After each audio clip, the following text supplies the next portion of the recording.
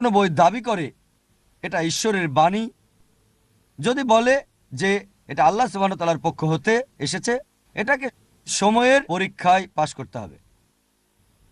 আগেকার দিনে হাজার হাজার বছর আগের সময়টা ছিল অলৌকিকের, আর আলহামদুলিল্লাহ পবিত্র কোরআন হলো অলৌকিকের অলৌকিক।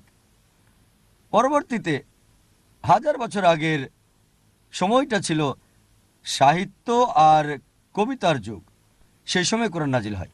আর আলহামদুলিল্লাহ মুসলিম এবং অমুসলিম বিশেষজ্ঞ সবাই স্বীকার করে যে পবিত্র কোরআন সবচেয়ে উত্তম আরবি সাহিত্য পৃথিবীর বুকে।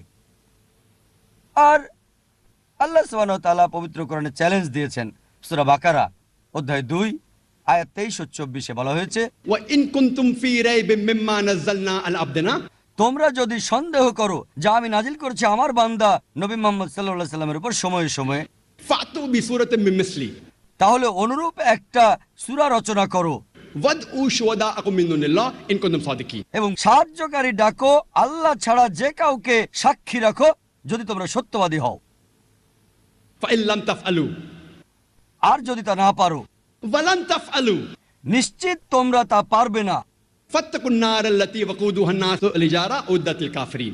তাহলে ভয় করো সে আগুনকে যার জ্বালানি হবে মানুষ ও পাথর, যা সত্য প্রত্যাখ্যানকারীদের জন্য প্রস্তুত করা হয়েছে।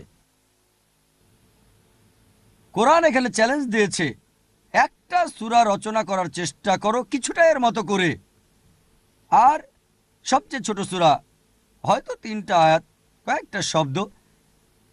এ পর্যন্ত কেউ এটা করতে পারেনি এবং ভবিষ্যতে ইনশাআল্লাহ কেউ করতে পারবে না। الله